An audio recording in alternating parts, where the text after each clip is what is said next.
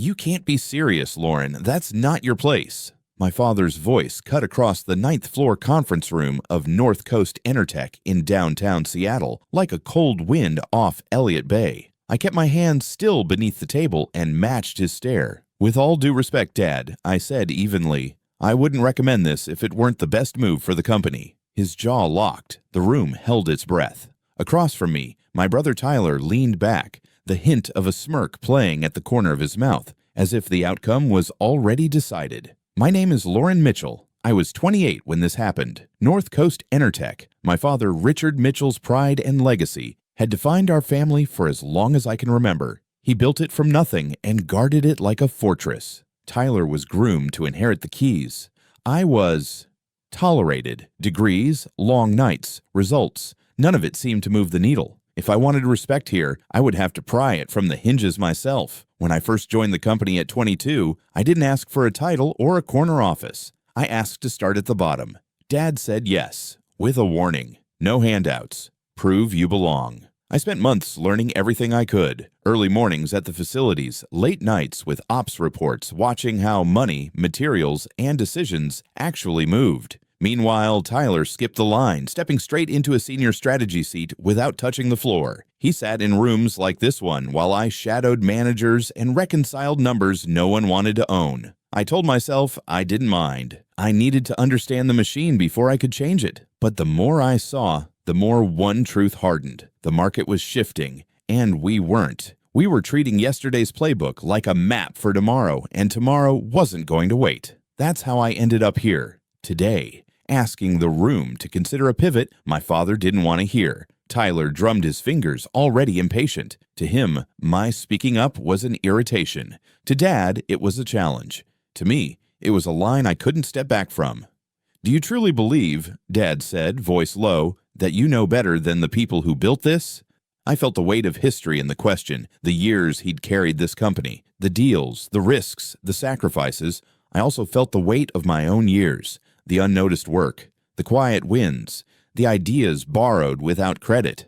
I wasn't the wide-eyed 22-year-old anymore. In this case, I said steady, yes. Silence stretched. The city glittered beyond the glass, a reminder that outside this room, 1,000 other decisions were being made without us. Dad's gaze didn't waver. Tyler's smirk widened just a fraction, like he was waiting for the hammer to fall. "We're done here," Dad said finally. "Everyone else, you're dismissed." Chairs scraped, papers shuffled, executives filed out. Without meeting my eyes, Tyler passed me last, breath warm at my ear, voice dipped in condescension. "Good luck, little sister." I kept my face still and my hands unclenched. When the door shut and the room went quiet, Dad leaned forward, elbows on the table. "Do you have any idea how it looks to challenge me in front of my team?" he asked. "Inside this building," I said, "I'm not your daughter. I'm an executive, and I care about North Coast, about what keeps it alive 10 years from now, not about anybody's ego." His eyes narrowed. For a heartbeat, I thought he might explode. Instead, he exhaled slowly, like he was counting backwards from 5. "You're bold," he said. "Bold doesn't always mean wise. Let's see if you can follow through." He stood and left me with the view of the sound, the echo of his footsteps, and the thrum in my chest that wasn't fear anymore. It was certainty. I wasn't backing down. If I was going to earn his respect, I would have to fight for it. And I would. When I joined North Coast Enertech 6 years earlier, I was 22 and painfully aware that my father saw my hiring as an indulgence. "You can work here," he'd said, leaning back in his leather chair, the Seattle skyline glinting behind him. "But don't expect handouts. Prove you belong." So I did. I started in operations, no assistants, no corner desk. I learned how field reports became budgets, how downtime cost millions, and why one broken valve could derail an entire quarter. I wore steel-toed boots and anacortes, walked the catwalks of the refinery at dawn, and listened more than I spoke. Every day I tried to understand how the empire my father built actually ran. Meanwhile, Tyler, my older brother, walked in from business school and straight into a vice president title. He'd never set foot in a plant. His job was strategy, which mostly meant shaking hands and talking over people who knew more than he did. I didn't envy him. I envied the credibility he never had to earn. Late nights became habit. I'd stay in the office long after the hallways emptied, poring over spreadsheets and maintenance logs, tracing losses no one wanted to mention. The more I learned, the more uneasy I became.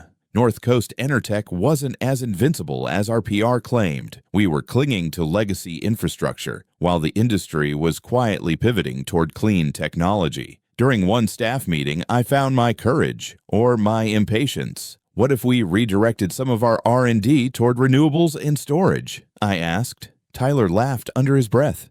Renewables? You can't just bolt a solar panel to a turbine and call it progress. The room chuckled. I felt the heat rise in my face but kept my voice level. I'm not suggesting we abandon oil and gas, but markets evolve. If we don't adapt, we'll be left behind. Dad sat at the head of the table, expression unreadable. The meeting ended without a word. From him. I thought I'd miscalculated until that evening an email arrived in my inbox. From Richard Mitchell, subject, renewable energy trends. Prepare a detailed report. Include financial projections and risk analysis. It wasn't praise, but it was permission.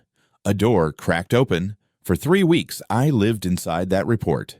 I gathered data, called analysts, interviewed engineers. I drank too much coffee and slept too little, but when I slid the binder onto Dad's desk, my hands were steady. He flipped through it silently, eyes scanning charts and footnotes. This is thorough, he said finally, looking up. I'll review it. That was all. No compliment, no hint of approval. Still, it was enough to keep me moving. Weeks passed. Then one afternoon, sitting outside the boardroom, I heard my father's voice through the door, quoting one of my charts word for word, as if it were his own. He never mentioned my name, but my heart pounded all the same. It wasn't recognition yet, but it was the first small yes he never said aloud, and I held on to it like oxygen. That uncredited moment lit something inside me. It wasn't much, but it was proof that my ideas had weight, even if my name didn't. From then on, I worked harder than ever, staying late, asking uncomfortable questions, reading everything I could about emerging energy trends. By the time I turned 25, I'd earned a mid-level project manager role, nothing flashy but mine. Every step was a battle, every raise a negotiation. Tyler, meanwhile, kept floating upward, cushioned by last names and boardroom smiles. When people whispered about his lack of qualifications, he shrugged. He didn't have to prove anything. I learned early that data speaks louder than politics, so I let numbers do the talking. Our cost overruns, maintenance delays, and inefficiencies were bleeding millions. I compiled reports that no one wanted to read until they couldn't ignore them.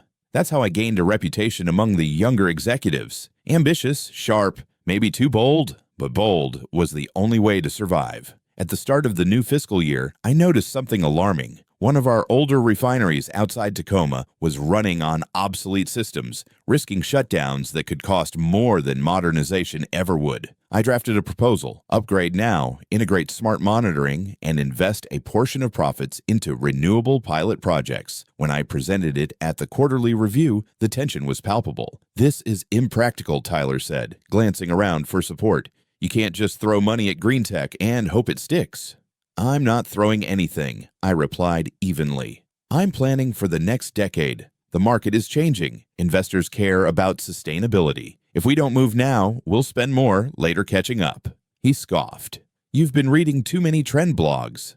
Actually, I said, locking eyes with him, I've been reading our own financials. A few muffled laughs from the younger staff. Tyler's face darkened. Dad stayed silent throughout the exchange, arms folded, expression carved from stone. When the meeting adjourned, I half expected an email firing me for insubordination. Instead, 2 hours later, a message arrived. From Richard Mitchell, subject Tacoma modernization plan. Prepare a revised cost-benefit model. Include renewable integration analysis. I stared at the screen, pulse quickening. It wasn't approval, just another test. But in my father's language, silence meant possibility. That night, as the cleaning crew made their rounds, I was still at my desk, reworking projections, building models until the spreadsheets blurred. I wasn't chasing praise anymore. I was chasing impact. And in the quiet hum of the office lights, I realized something. I'd stopped waiting for permission to belong here. I already did. By the time I hit 28, I'd been at North Coast Enertech for 6 relentless years.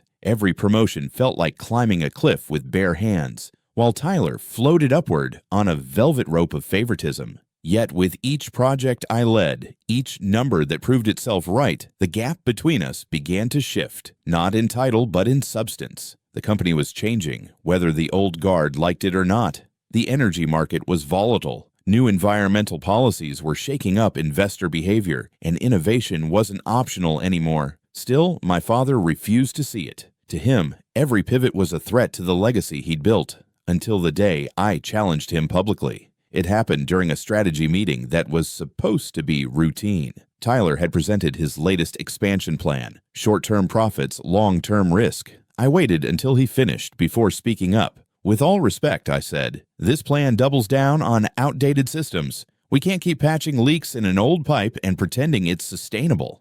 Tyler's jaw tightened. If you have a better idea, let's hear it. I stood, my voice steady.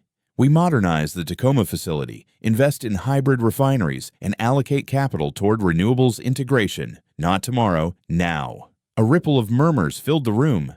Tyler slammed his palm against the table. This is ridiculous. You can't seriously think that's better than my plan.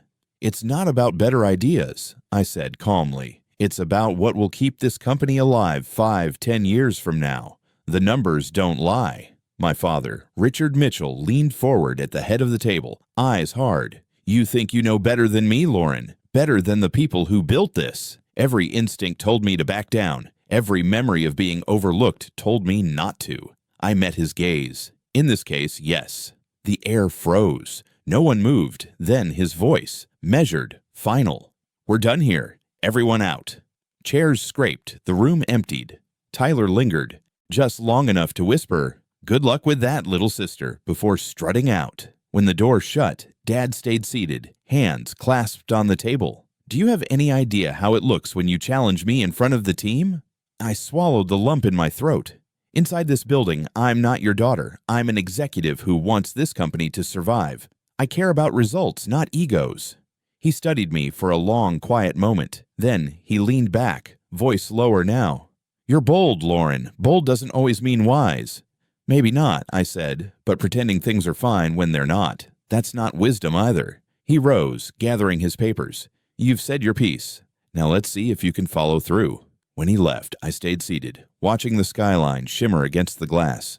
I knew what that meant. I wasn't dismissed. I was being tested. And I was ready.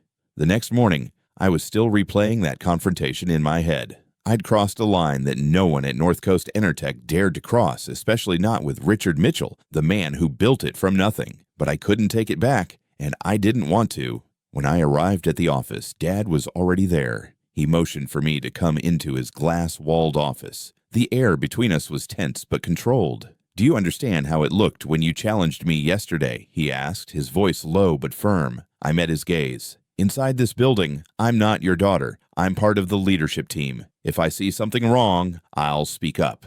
He leaned back in his chair, eyes narrowing. This isn't about ego, Lauren. It's about knowing your place.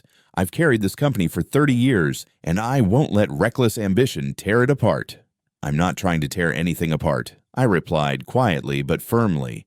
I'm trying to keep it alive. You built something incredible, but the market is shifting, and if we don't evolve, we'll lose everything. His expression didn't change, but something in his eyes flickered, a crack in the armor. You think the world runs on idealism? It runs on control, stability, predictability. You don't build a legacy by chasing trends. I took a breath, steady. You build it by adapting before the ground crumbles beneath you. For a long moment, we sat in silence. Finally, he exhaled, slow and deliberate. You're bold, he said. Bold doesn't always mean wise. You've made your case. Now show me results.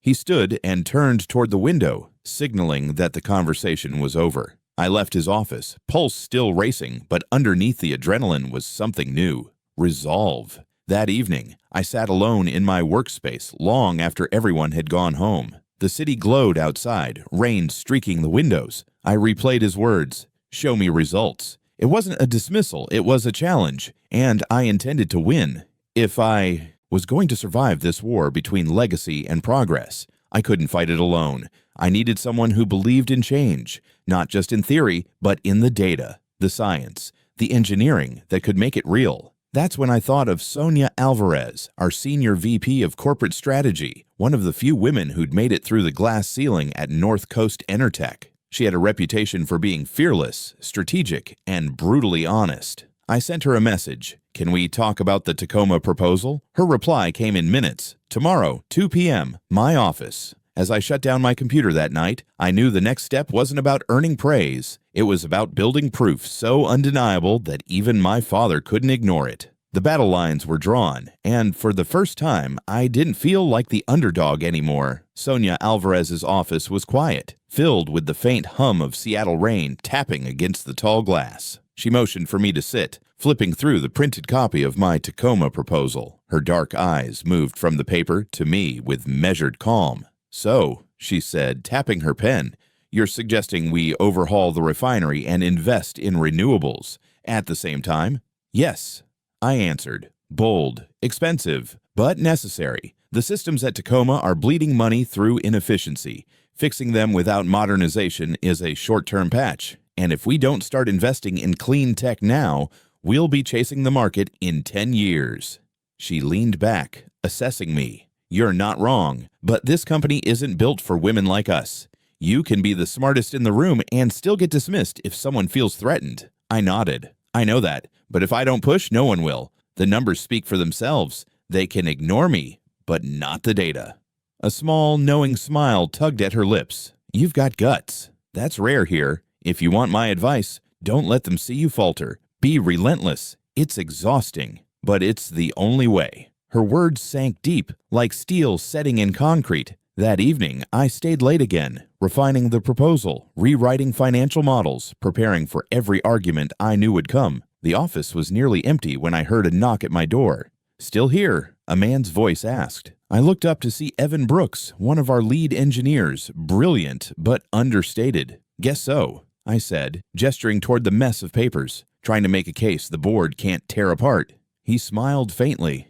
"Word's gotten around about the proposal. I just wanted to say, I think you're right. The industry's changing. We can't keep pretending it's 1990.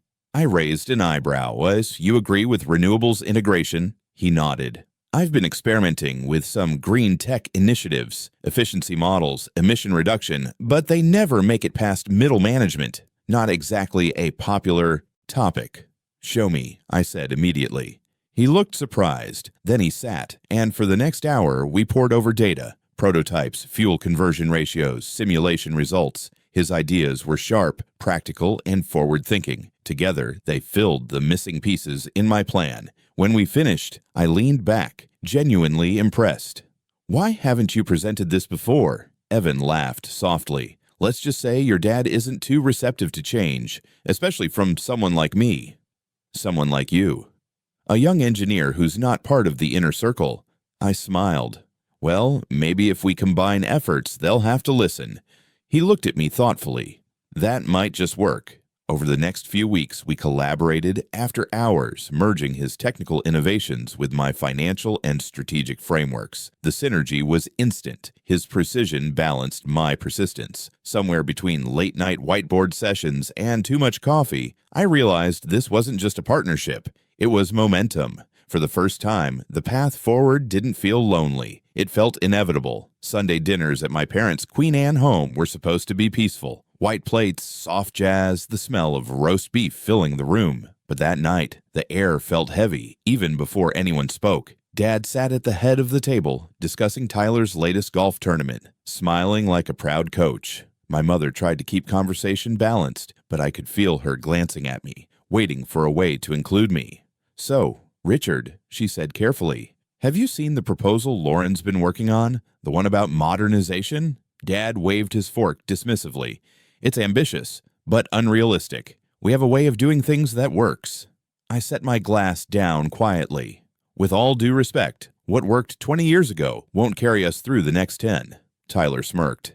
"And here we go again. Little sister thinks she knows better than everyone else." My mother shot him a warning look. "Tyler." "It's fine," I said, keeping my voice steady.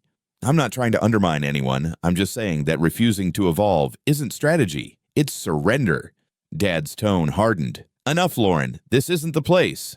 I looked around the table. My mother's forced smile, Tyler's smug expression, my father's closed-off glare, and realized that no matter how much I achieved inside North Coast Enertech, I was still the outsider here. Dinner ended early. As I drove home through the quiet Seattle streets, the city lights blurred against the windshield. My chest tightened, not from anger, but from exhaustion. I had spent years trying to earn their respect, but respect that has to be begged for isn't real. When I got home, I called Sonia Alvarez. She answered on the first ring. "I don't know how much longer I can do this," I confessed. "Every conversation feels like talking to a wall."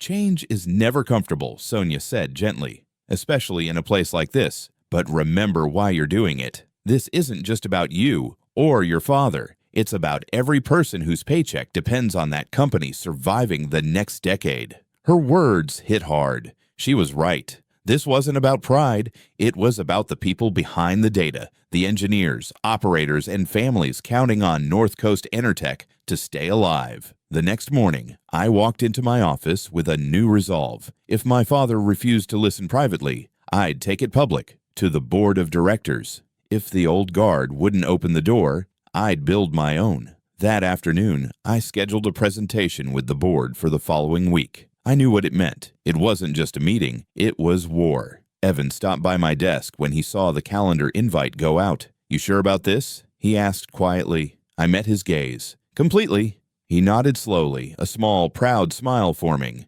"Then let's make sure it's bulletproof."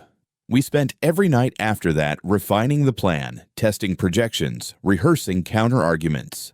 By the time Friday rolled around, the two of us were running on caffeine and conviction, but the presentation was ready. And so was I.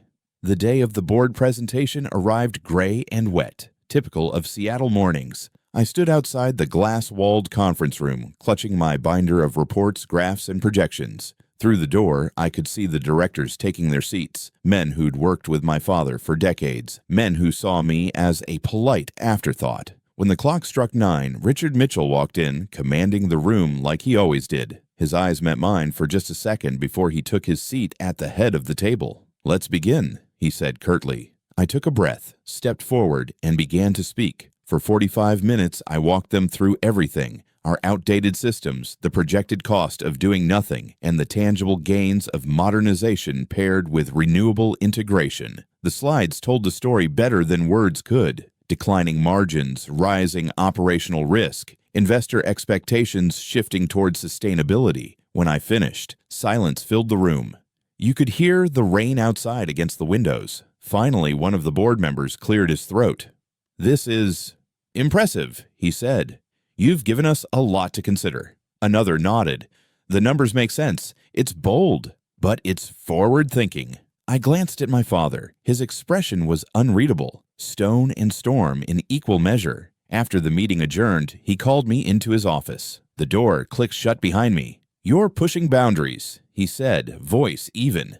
"Maybe it's time someone did," I replied. "I'm not trying to unseat you, Dad. I'm trying to secure the company's future." He studied me for a long moment. The tension in his face softened, but only slightly. "You're determined," he said. "I'll give you that." Then quieter. "Perhaps it's worth discussing further."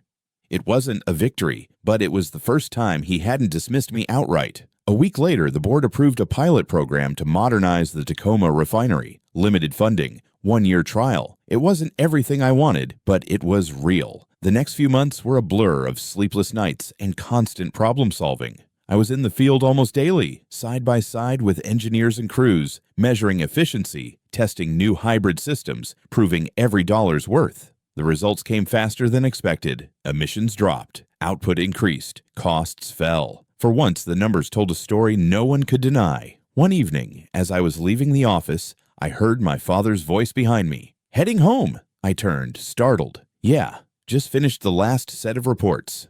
He nodded, hands in his pockets. "The board's impressed. You've done good work." It took me a second to process the words. My father, the man who never praised anyone lightly, had just told me I'd done well. "Thank you," I said quietly. He gave a faint nod. "Maybe it's time we worked together rather than at odds." As he walked away, I stood frozen for a moment, a strange warmth spreading through me. Not triumph, something gentler. Recognition, Later that night, I met Evan at a small cafe near the waterfront. When I told him what Dad had said, he raised his glass with a grin. "Progress," he said. "Slowly but surely," I replied. "Hey," he added softly, "for what it's worth, you've changed more than just company policy. You've changed how people here see what's possible." I smiled, feeling the weight of months finally lift from my shoulders. For the first time in years, I could see the horizon clearly. The pilot wasn't just proof of concept, it was proof of worth. And this time, no one could take that away. The momentum didn't slow after the Tacoma pilot. For the first time, the results spoke louder than any title. Efficiency had risen by 20%, operational costs dropped, and investor confidence was climbing. The quiet snickers that used to follow me down hallways were gone. People listened now. Even my father changed, subtly. He began asking for my input in meetings, occasionally deferring to me in discussions. They were small moments, but they carried more weight than any promotion ever could. Still, old habits die hard. There were days when he'd revert to his commanding tone, questioning my every decision, but the balance was shifting. I wasn't just his daughter anymore. I was someone the company depended on. The real shift came during a quarterly review with key investors. One of them, a sharp, no-nonsense man named Greg Hamilton, leaned forward and said, "Mr. Mitchell, what is North Coast's long-term strategy for sustainability? You're still heavily leveraged in traditional energy. What happens when those margins vanish?" I inhaled, ready to speak, but before I could, my father raised his hand slightly. "Actually," he said, gesturing toward me, "Lauren has been spearheading that very transition. Her modernization work in Tacoma has already proven results. Her vision is what will carry this company forward." The room went silent. For the first time, my father had publicly recognized my leadership, not as a courtesy, but as fact. I felt every eye turn toward me, but for once the attention didn't make me shrink. I presented the next phase, expanding modernization across all facilities, scaling renewables investment, diversifying into storage technology. When I finished, the investors nodded, some even smiling. After the meeting, Dad walked beside me down the hall, his tone quieter than usual. "You handled that well." "Thank you," I said. "It means a lot." He stopped, placing a hand on my shoulder. "You've earned it, Lauren, every bit of it." The words hit harder than I expected. For years, I'd dreamed of hearing them, and now that I had, they didn't feel like victory. They felt like peace. A year later, the board unanimously approved full-scale implementation of the modernization program. The company's profits surged. Our reputation shifted from an aging oil relic to a forward-thinking energy leader. Tyler, unable to keep pace with the demands of innovation, quietly stepped back into a figurehead role. He still had his title, but not the influence. For the first time, Dad stopped shielding him. He finally saw that legacy wasn't about bloodlines, it was about competence. One evening, long after the building emptied, Dad called me into his office. He looked older somehow, the weight of decades resting on his shoulders. "Sit down," he said. I did. "I've thought a lot about what's next," he began. "You've proven me wrong more times than I can count. Not only have you earned your place here, you've earned the right to lead." My heart stilled. "At the next board meeting," he continued, "I'll be stepping down as CEO, and I'll be recommending you as my successor." I tried to speak, but my throat tightened. All I could manage was, "Thank you. I won't let you down." He smiled faintly. "I know you won't." When he left the room, I sat alone for a long moment, the hum of the city beyond the glass. I thought about the girl who'd once stayed late just to prove she belonged. She'd done it, not through privilege, not through shortcuts, through persistence, through courage, through proof. The next morning, when the board approved the transition, I became CEO of North Coast Enertech. And for the first time, the company and my father saw me not as the daughter who fought for a place, but as the leader who earned it. The day my name was etched on the frosted glass door, Lauren Mitchell, Chief Executive Officer, the office felt different. The same hallways I used to walk in silence now echoed with greetings. The same glass walls that once felt like barriers now reflected back something stronger: belonging. My father watched the transition quietly. At the board meeting, he'd made his resignation official, his voice steady, but his eyes heavy with decades of leadership. When the vote passed and every hand in the room lifted in agreement, he looked at me. not with dominance, but with pride. "You've earned this," he said afterward. "Don't forget what built it, but don't be afraid to rebuild it your way." I smiled, feeling the weight of his words settle where fear used to live. I won't. The first weeks as CEO were overwhelming. Meetings, press interviews, negotiations, but under it all was an unshakable calm. I wasn't guessing anymore. Every late night, every rejection, every fight for acknowledgement had built this foundation. One evening, long after most employees had gone home, I stood by the tall window overlooking Seattle's lights. The skyline shimmered over Elliott Bay, rain misting the glass. That's when the door opened softly behind me. "CEO Mitchell," a familiar voice teased. I turned. Evan Brooks leaned against the doorway, a small grin on his face. "Has a nice ring to it." I laughed, shaking my head. "Feels surreal." He stepped closer, his eyes warm. "You earned every inch of it." "Not alone," I said. "You were there through it all." He smiled. "Here's to new beginnings then." He raised an imaginary glass. I nodded, returning the gesture. "To building something better."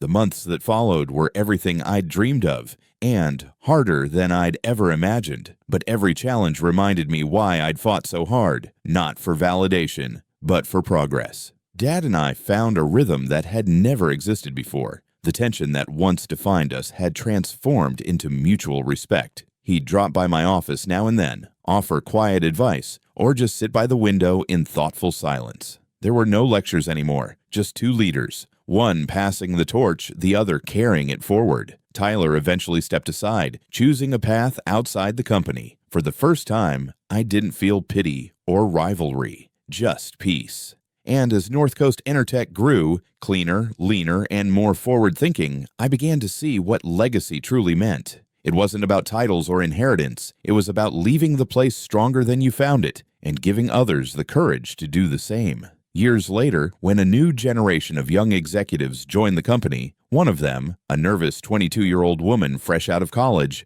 asked me how I'd done it. "How did you convince people to take you seriously?" she asked. I smiled. "I didn't try to convince them," I said. "I proved it." She nodded slowly, as if committing the words to memory, and in that moment I saw my younger self, the one who stayed late, who was mocked, who refused to give up. It wasn't the end of my story. It was the continuation of everything I'd fought for, because every wall I'd pushed through had become a door. And now that door had my name on it.